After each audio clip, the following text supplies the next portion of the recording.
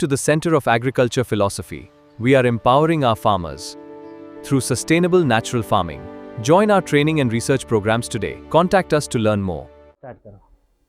किसान भाइयों नमस्कार, मैं विनोद कुमार सचान और ये मेरे ट्रेनिंग प्रोग्राम में 4 दिन की ट्रेनिंग प्रोग्राम में आए हुए अलग अलग राज्यों से सज्जन लोग हैं और इनको मैं जो आपको रोजाना सिखाता हूँ वही लोग यहाँ सीखने आए हैं। आप थोड़ा ऊपर ऊपर सीखना चाहते हैं और इनको थोड़ा डीप नॉलेज चाहिए ताकि अपने क्षेत्र में जाकर के ये किसानों का भला कर सकें। तो आज मैं खड़ा हूँ, ये जीवामृत की इकाई है और ये मेरे सेंटर का नाम है सेंटर ऑफ एग्रीकल्चर फिलॉसफी। जैसा कि मैं अधिकांश बोलता हूँ, मेरी हर वीडियो में आप देखते होंगे कि मैं कहता हूँ खेती दर्शन शास्त्र का विषय है, खेती अर्थशास्त्र का विषय नहीं है। इस बात को कई सारे लोग जो हल्के दिल के हैं, हल्की समझ के हैं, वो कहते हैं यार ये आदमी पागल है। बताइए, खेती हम करते हैं पैसा कमाने के लिए, ये कहता है अर्थशास्त्र है ही नहीं, दर्शन शास्त्र। तो ध्यान रखना किसान भाइयों, इसको मैं फिलॉसफी इसलिए कहता हूँ, दर्शन शास्त्र इसलिए कहता हूँ कि ये प्रकृति की व्यवस्था में किया जाने वाला व्यवसाय है। खेती प्रकृति की व्यवस्था में किया जाने वाला व्यवसाय है और ये व्यवसाय बहुत पवित्र व्यवसाय है। खेती का व्यवसाय कहता है सर्वे भवन्तु सुखिनः सर्वे सन्तु निरामया, यानी किसान चाहता है, मेरे फोर फादर चाहते थे कि मैं भी सुखी रहूं और दुनिया का हर जीव सुखी रहे। इसीलिए आपको याद होगा कि हमारे बाबा परबाबा कहा करते थे, राम की चिड़िया राम का खेत खाओ चिड़िया भर भर पेट। और मेरे पिताजी लोग कहते थे दाने दाने पर लिखा है खाने वाले का नाम। लेकिन इस कलयुग के इंसान ने, साइंस के जानकार ने कहा कि नहीं नहीं नहीं नहीं, ये कुछ नहीं है, ये धरती मेरी है, धरती मेरे बाप की है, सारे संसाधन मेरे हैं, हम इस पर और किसी को हिस्सेदारी करने नहीं देंगे। तो देखिए आप मित्रों, खेती जो मेरी फसल होती है ना, आप किसी खेत में 1 बार 2 बार जुताई करके बीज बो देते हो। किसान क्या करता है, खेत की जुताई करके उसमें बीज बोता है, फिर क्या करता है, बोरिंग से पानी निकालता है और भूगर्भ जल को लूटता है, फिर क्या करता है, ऊपर से यूरिया डीएपी बाजार से लाके डालता है पैसा खर्च करके, फिर क्या करता है, खरपतवार को मारता है, फिर क्या करता है, कीड़े को मारता है। मित्र, अगर आप दर्शन शास्त्र के हिसाब से लेते तो आप केवल खेत को जोतते और बीज बो देते, ना आपको पानी देना पड़ता, ना आपको फर्टिलाइजर देने पड़ते और ना आपको किसी कीड़ा बीमारी को मारना पड़ता। जैसे मैं ये जंगल की कहानी अक्सर सुनाता हूँ, मैंने ये जो कुछ सीखा और जितना मैं बोल लेता हूँ सिर्फ इसलिए बोल लेता हूँ कि मैंने ये जो सीखा वो जंगल से सीखा, मैंने किसी लैब में यूनिवर्सिटी में नहीं सीखा जो वर्तमान में मैं बोलता हूँ। जंगल में, किसी भी जंगल में जाइए तो आप पाएंगे कि वहाँ जमीन में सरफेस पर 5, 6, 7, 8 प्रकार की ग्रासेस हैं या नहीं? कभी चले जाना माउंट आबू, पचमढ़ी, पन्ना, किसी भी जंगल में, तो सरफेस पर 5-6 प्रकार की ग्रासेस हैं और फिर सरफेस के ऊपर 2, 4, 6 प्रकार की झाड़ियां हैं और फिर बीच बीच में 3, 4, 5 प्रकार के बड़े बड़े लंबे लंबे 60-60 फुट ऊंचे पेड़ हैं। वहां आपको पानी नजर नहीं आएगा, लेकिन कोई भी वनस्पति को पानी की जरूरत नहीं है।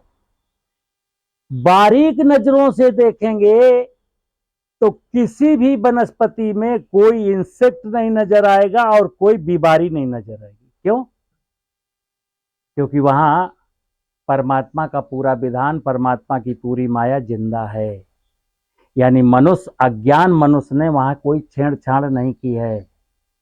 और आज के ठीक 300 साल पहले मेरे फोर फादर 17वीं शताब्दी में वो प्रकृति के साथ कोई छेड़छाड़ नहीं करते थे, बल्कि प्रकृति के नियमों का पालन करते थे। तभी क्या था, भारत सोने की चिड़िया था, भारत पुरोहित राष्ट्र था, भारत दुनिया का 34% खाद्यान्न भारत पैदा करता था, और दुनिया में भारत की अर्थव्यवस्था 17वीं शताब्दी तक सबसे बुलंदी पर थी।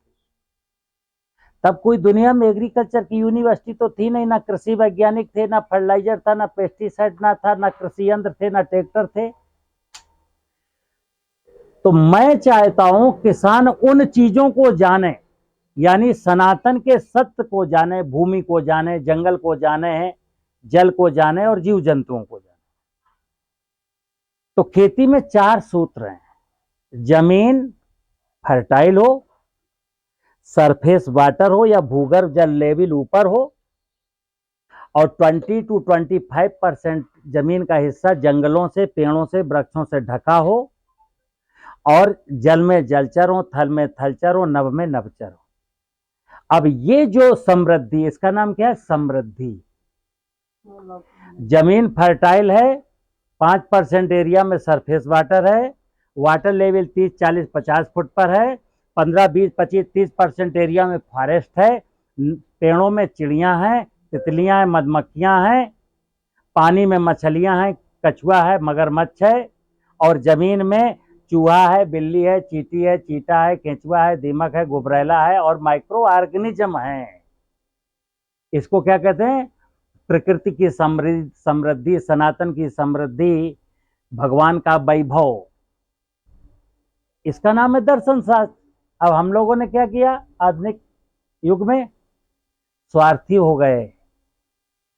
जब हम प्रकृति को ठीक रखते हैं तो ये परमार्थ है। हमारे फोर फादर परमार्थ करते थे, दूसरों के लिए जीते थे। अब हम स्वार्थी हो गए। हर आदमी को अपनी अपनी चिंता है। हाउ टू अर्न मनी, कैसे मनी कमाएंगे, किडनी निकालेंगे, लीवर निकालेंगे, जान से मार डालेंगे, इतना ठग लेंगे, इतना विष परोस देंगे, घी में डालडा मिलाएंगे कि मोबियल मिलाएंगे कि चर्बी मिलाएंगे। यही हो रहा ना। कोई एक सेक्टर बताइए जो मिलावटखोरी से अछूता हो। और मैं ऐसे पूछता हूं, आप बाजार में एक चीज बता दो जो शुद्ध मिलती हो। बेसन, सैकड़ों कंपनियां हैं बेसन बनाने वाली, लेकिन एक कंपनी ले जाइए जो चने का बेसन बनाती। कोई मक्का मिलाता है, कोई सोयाबीन मिलाता है। तेल बनाने वाली निरी कंपनियां हैं, लेकिन एक कंपनी का नाम बताइए जो सरसों का शुद्ध तेल बेचता हो। गारंटी के साथ बोल रहा हूं। तो हम स्वार्थ में इतने डूब गए कि हमको किसी की चिंता नहीं है। सब लोग अपनी अपनी चिंता कर रहे हैं, उसी में क्या सारे लोग मर रहे हैं। मैं आपकी जान का दुश्मन बन गया, आप मेरी जान का दुश्मन बन गए। अब किसान के साथ क्या हुआ आज की आधुनिक खेती के साथ?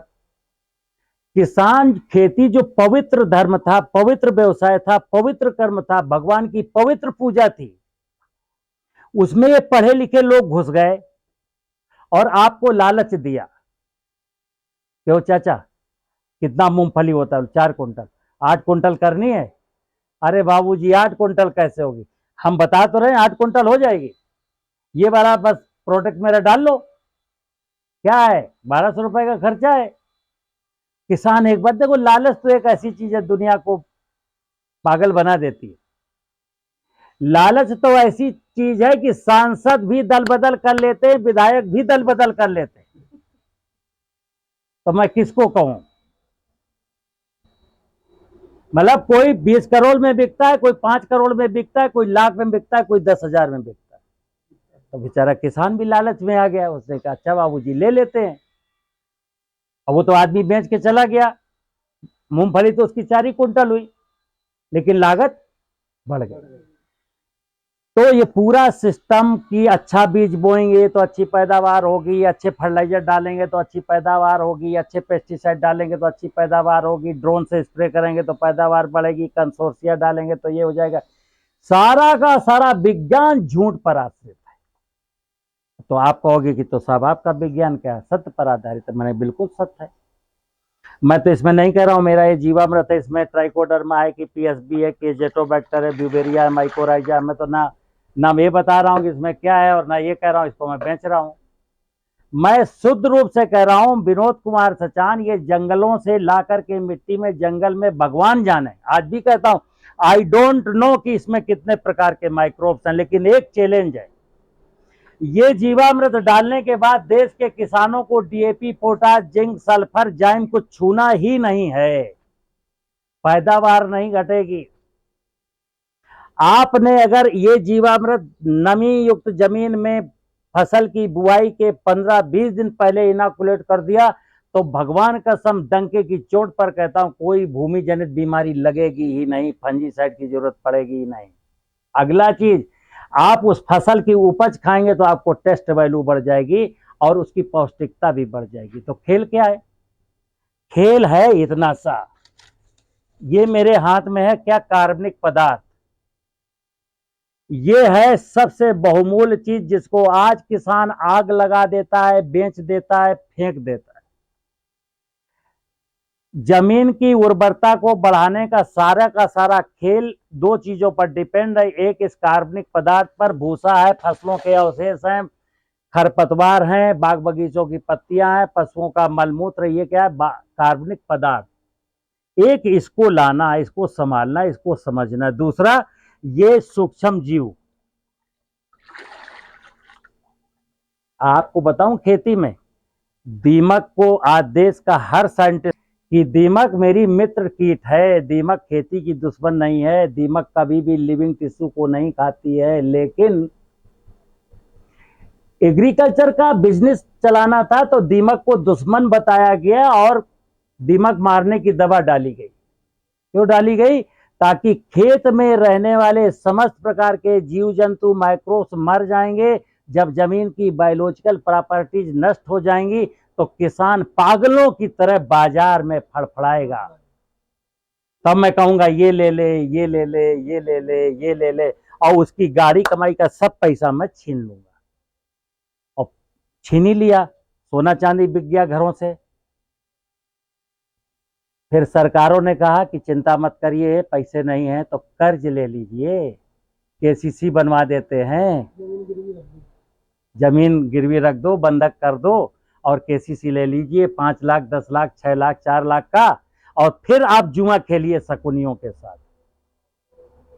यानी जुए के फड़ में जब कोई खिलाड़ी हार जाता है तो वहां एक फाइनेंसर बैठा होता है, वो कहता है कि कितने चाहिए?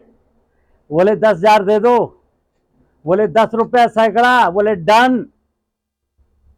तो देश का 12 करोड़ किसान ये जुआ ले, मतलब लोन लेके जुआ खेल रहा है। किनके साथ? शकुनियों के साथ। तो मैं साफ कहता हूं कि महाभारत की कहानी नहीं पढ़े हो, शकुनी और दुर्योधन के साथ धर्मराज युधिष्ठिर ने जुआ खेला। हाल क्या हुआ? मुकुट हारे, महल हारे, हाथी घोड़े हारे, भाई हारे, लास्ट में अपनी पत्नी को भी दांव पर लगाना पड़ा। आज किसान जमीन हार चुका, अपना स्वाभिमान हार चुका, भाई बंटवारे हो गए ना इसी चक्कर में, अपने भाइयों को हार चुका, अपना गड़ा हुआ सोना हार चुका। और यकीन मानिए, मैं डंके की चोट पर कहता हूं, सबूत के साथ कहता हूं, देश का 10% किसान अपनी पत्नी को भी हार चुका है। और तो चल के दिखा दे गांव में कितने लोग हार चुके। तो मैं क्या कहता हूं, उत्तम खेती मध्यम बान्य से चाकरी भीख निदान। खेती को सबसे उत्तम व्यवसाय का दर्जा प्राप्त था, लेकिन कब? जब मैं दार्शनिक नजरिए से प्रकृति को देखता था, खेती को दर्शन के नजरिए से देखता था तब। तो चलिए, तो ये जीवामृत, आपकी जिज्ञासा थी कि जीवामृत, तो देखिए आप जीवामृत का, जैसे हमसे लोग 5 लीटर ले गए। अब किसी के पास 5 एकड़ है, किसी के पास 2 एकड़ है, किसी के पास 10 एकड़ है, किसी के पास 20 एकड़ है, तो ले कितना जाता है? 5 लीटर। अब जैसे मैं वीडियो में बताता हूं कि 5 लीटर जीवामृत मुझसे ले जाइए, 200 लीटर का ड्रम लीजिए, 200 लीटर पानी भरिए, 28 किलो चीनी डालिए और 35 दिन में रेडी। अब किसान के सामने असमंजस है कि 5 लीटर 2 एकड़ वाला भी ले गया, और फिर आगे मैं बोलता हूं जो 2 एकड़ में बनाएगा 50 लीटर पानी डालेगा, 7 किलो चीनी डालेगा, लेकिन जामन तो 5 लीटर है। 200 लीटर बनाने के लिए मैंने कहा 5 लीटर जामन से 35 दिन में बनेगा, और एक आदमी ने 50 लीटर में 5 लीटर का जामन, तो उसका 35 दिन में का, उसका तो 12 दिन में बन गया। अब वो 1 महीना 1.5 महीना बाद यूज करेगा, तब तक ये खत्म हो गया। क्योंकि माइक्रोब्स को, दही आप जमाते हैं ना घर में, हमारी माताएं बहनें घर में दही जमाती हैं, मतलब दूध में जामन लगाती हैं, तो देखिए आप 2 लीटर दूध होता है तो उसमें 2 चम्मच जामन, तो सुबह 12 घंटे में वो तैयार। क्या इस तैयार दही को आप 2 दिन तक रख सकते हो? क्योंकि वहां भी माइक्रोब्स है और यहां भी माइक्रोब्स है। माइक्रोब्स की लाइफ 12, 14, 15, 16 घंटा है। तो इस ड्रम में अभी तो 5 लीटर जो जामन डाला था 200 लीटर पानी में, तो वो माइक्रोब्स मल्टीप्लाई स्टेशन पर है, मल्टीपल भी हो रहा है और पीछे से कुछ डेड, उसकी सेल डेड भी हो रही हैं। लेकिन 35 दिन के बाद इसमें चरम पर माइक्रोब्स हो गया। अब इसमें फर्दर कोई गुंजाइश मल्टीप्लिकेशन की रही नहीं, क्योंकि यहां 10 की पावर 9 तक बैक्टीरिया इंक्रीज कर गया। अब इसमें नो स्पेस, तो अब जब स्पेस नहीं तो मल्टीप्लाई होना तो खत्म, अब तो डेड होना शुरू। तो जैसे 35 दिन में बना वैसे 30-35 दिन में इसका इफेक्ट 0। फिर इतना बदबू मारेगा कि अब ये किसी काम का नहीं है। तो मैं एक साइंस बताता हूं किसानों से कि इसको ध्यान रखिए। अगर आपको 50 लीटर बनाना है तो हमसे 1 लीटर जामन ले जाएंगे तो 35 दिन में बनेगा। अगर 100 लीटर बनाना है तो 2-2.5 लीटर ले जाएंगे तो 35 दिन में बनेगा। 200 लीटर बनाना है तो 5 लीटर ले जाएंगे तो 35 दिन में बनेगा। अब कई लालची किसान ऐसे भी आ जाते हैं, 20 लीटर की कंटेनर लेके बनाना, उनको 50 लीटर ले आए 20 लीटर, तो मैं उसको अगर मैं कहूँगा नहीं दूंगा तो बुरा मान जाएगा। लेकिन हमें मालूम है ये बर्बाद होने वाला है, क्योंकि 20 लीटर जीवामृत को 50 लीटर पानी में डालेगा और 7 किलो चीनी डाल देगा, इसका तीसरे दिन बन के रेडी। अब ये महीने भर का सोच रहा, महीने भर बाद डालूंगा तो वहां कुछ बचेगा ही नहीं, ठीक है ना। तो मोटा सा दही वाला विज्ञान लेना हमको। तो एक बार 5 लीटर ले गए, आप किसान भाई ध्यान दें मेरी बात को, जब हमसे 5 लीटर ले जाएंगे तो 200 लीटर के ड्रम में 35 दिन में बनेगा। 28 किलो चीनी या गुड़ की जरूरत है। जो किसान 5 एकड़ के लिए 100 लीटर बनाना चाहते हैं, कृपया करके वो हमसे 2.5 लीटर ले जाएं। जिनको 400 लीटर चाहिए वो हमको 10 लीटर ले जाएं। यानी एक साइंस है। अगर जैसे दही जमाते हैं ना, वो पत्नी जो वाइफ, घर की महिला जो 2 किलो दही जमाना चाहती थी, 2 चम्मच जामन डाल रही थी, अगर 2 चमचा डाल देगी तो दही तो अभी 2 ही घंटे में जम जाएगा। जब सुबह दही खाने के लिए उठेंगे ना, तब तक वो बदबू मारेगा, क्योंकि दही मैक्सिमम बैक्टीरिया तो वो 2 ही घंटे में फैल गए उस दूध में।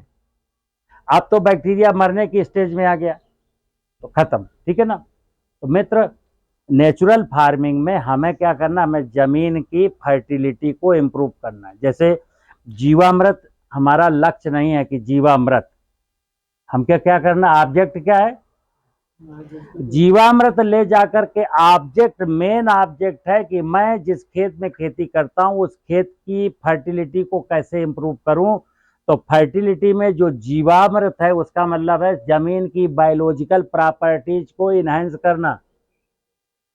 जमीन की 3 प्रॉपर्टीज हैं, बायोलॉजिकल, फिजिकल और केमिकल। बायोलॉजिकल प्रॉपर्टीज अगर 0 है तो फिजिकल केमिकल प्रॉपर्टीज अपने आप 0 है। अगर बायोलॉजिकल प्रॉपर्टीज शुद्ध हैं तो फिर फिजिकल और केमिकल प्रॉपर्टीज भी शुद्ध हैं। बायोलॉजिकल का मतलब है कि मैं जिंदा हूं, मेरे अंदर जीव आत्मा है, इसलिए मेरी biological properties, physical properties, chemical properties सब ठीक है। लेकिन अगर इसी शरीर से जीव आत्मा निकल गई तो ये तो लोथड़ा है, पंच महाभूत का लोथड़ा है, यहीं गिरा पड़ा है। ठीक इसी प्रकार जमीन से जब जीवन मर जाता है पेस्टिसाइड डाल करके, तो जमीन क्या है, एक पिंड है। जमीन को कहा गया लिविंग पिंड है। लेकिन अब जमीन में जब पेस्टिसाइड बहुत डालते हैं ज्यादा, तो लिविंग पिंड नहीं है, वो पिंड है। अब पिंड में आप बीज बोते हैं तो पिंड रिस्पॉन्स नहीं करता है, तो फिर यूरिया डीएपी डालते हैं। फिर कोई बीमारी लगती है तो फंजीसाइड डालते हैं। खेत की मेड़ नहीं है, पेड़ नहीं है, चिड़ियां नहीं है तो इंसेक्ट लगता है तो इंसेक्टिसाइड डालते हैं। तो देश का किसान 350 मिलियन टन खाद्यान्न, 225 मिलियन टन सब्जियां और 125 मिलियन टन फल पैदा करने वाला किसान, उसकी इंडस्ट्री घाटे में है, वो कर्ज में है। यानी दुनिया की सबसे बड़ी इंडस्ट्री, एग्रीकल्चर से बड़ी कोई इंडस्ट्री नहीं है। कॉटन इंडस्ट्री किसान पर, चमड़ा इंडस्ट्री किसान पर, शुगर इंडस्ट्री किसान के भरोसे, फूड इंडस्ट्री किसान के भरोसे, होटल इंडस्ट्री किसान के भरोसे, दारू इंडस्ट्री किसान के भरोसे। सारी इंडस्ट्रियां फल फूल रही हैं, लेकिन किसान की इंडस्ट्री तो मतलब एग्रीकल्चर इंडस्ट्री का मालिक किसान कर्ज में है, और इस पर जितनी भी इंडस्ट्रियां चल रही हैं सब फायदे में है। तो मैं किसान से एक प्रश्न पूछता हूं कि 10 एकड़ जमीन है, 20 साल से खेती कर रहे हैं, 5 लाख का कर्जा है, तो कभी आपको सोचने पर ऐसा मजबूर नहीं करता है विषय कि यार इतना मेहनत परिश्रम करने के बाद मैं कर्जा में क्यों? तो जानते हो क्यों कर्जे में? धरती माता की सामर्थ्य आपको एक लाइन में बताता हूं। अगर धरती माता का वैभव जिंदाबाद है, अगर धरती की बायोलॉजिकल, फिजिकल, केमिकल प्रॉपर्टी सब टू द पॉइंट है, एक दाना चने का, मटर का, गेहूं का, बाजरे का, सरसों का, टमाटर का बो दीजिए, एक दाना बोइए भी मत, फेंक दीजिए, और 4 महीना के बाद वापस जाइए, 100 दाना ले आइए। न पानी, न फर्टिलाइजर, न बीमारी, न इंसेक्ट, एक दाना डाला और 100 दाना।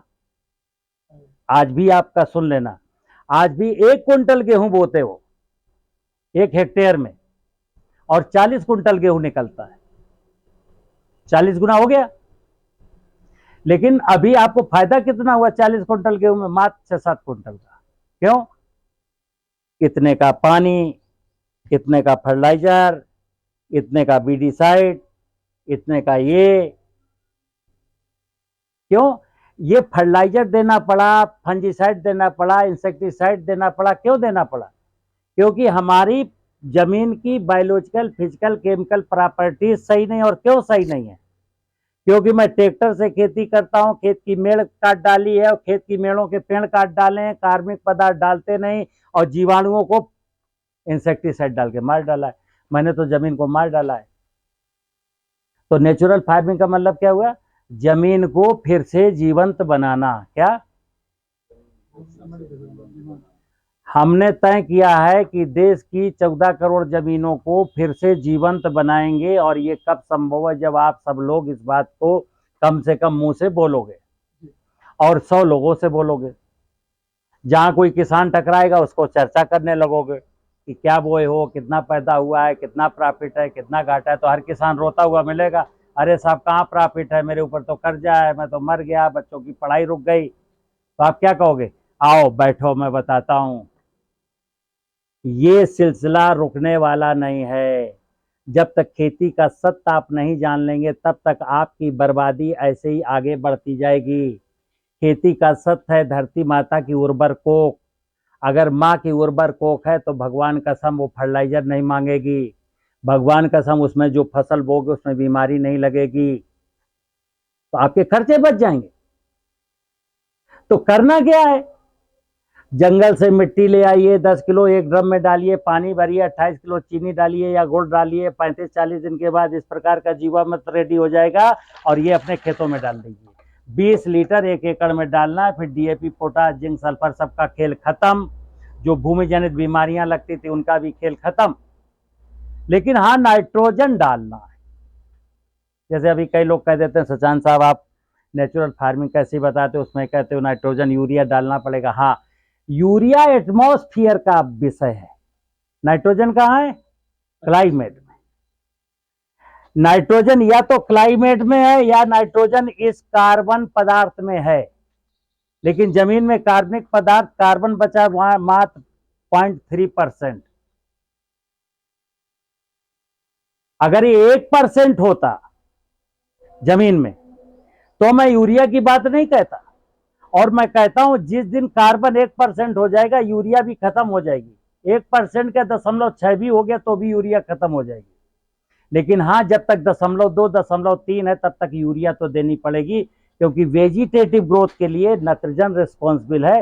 वेजिटेटिव ग्रोथ अगर कम होगी तो लीफ एरिया कम होगा, तो फोटोसिंथेसिस, कार्बोहाइड्रेट कम बनेगा।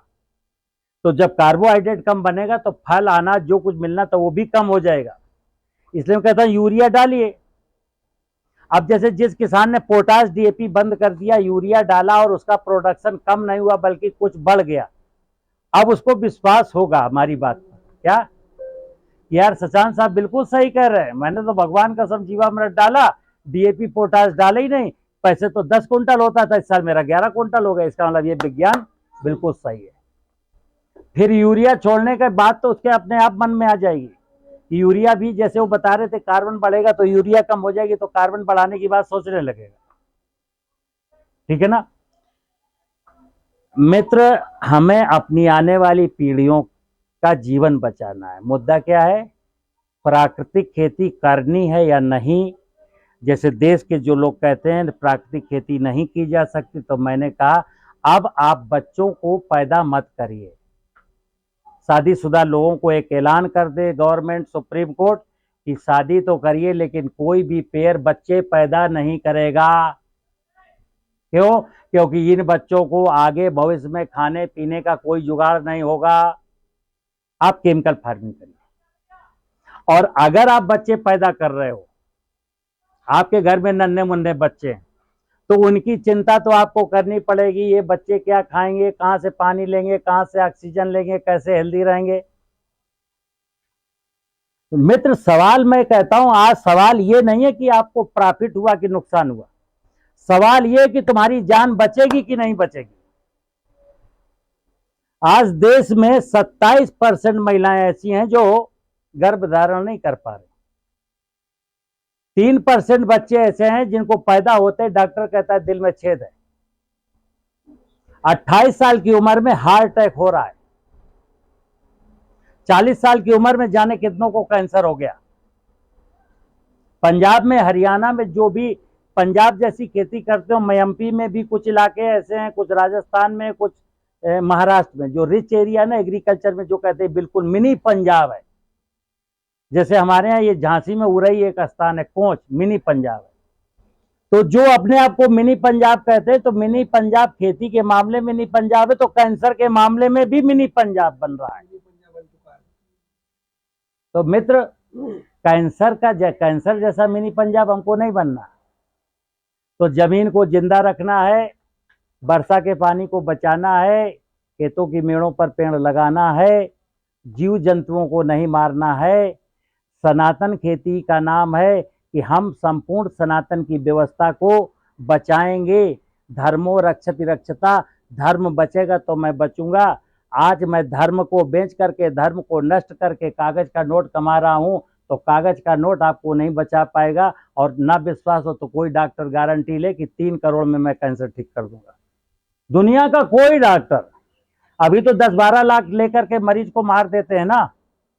मैं चैलेंज के साथ कहता हूं, जिसको कैंसर हो गया 3 करोड़ रुपया दूंगा, गारंटी ले रहा है कोई दुनिया में कोई डॉक्टर कि सचान साहब 3 करोड़ दो, इसको कैंसर से मरने नहीं दूंगा। चलो आओ, एग्रीमेंट हो जाता है। आप खुद ही कहते हैं लाइलाज बीमारी है, और फिर आप इलाज करके पैसा लूटते हैं। तो यही लूटम लूट मची है। धर्म गुरु लूटे हैं आपको, एग्रीकल्चर के एग्रीप्रेन्योर लूटे हैं आपको, डॉक्टर लूटे हैं आपको। क्यों? अज्ञानता।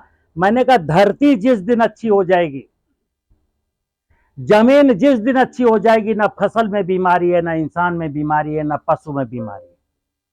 और यही मेरा धर्म था। धर्म यही था, जमीन को खूबसूरत बनाना ही धर्म था। और जमीन कब ठीक होगी? जब तक पानी का, बारिश का पानी नहीं बचाएंगे जमीन ठीक नहीं होगी। जब तक खेत की मेड़ पर पेड़ नहीं लगाएंगे जमीन ठीक नहीं होगी। जब तक जीव जंतुओं को मारना बंद नहीं करेंगे तब तक जमीन ठीक नहीं होगी। तो जमीन बचेगी, जल बचेगा, जंगल बचेगा, जीव जंतु बचेगा, तो मैं, नहीं तो मैं। तो जमीन को, जल को, जंगल को, जीव जंतुओं को बचाना ही नेचुरल फार्मिंग है।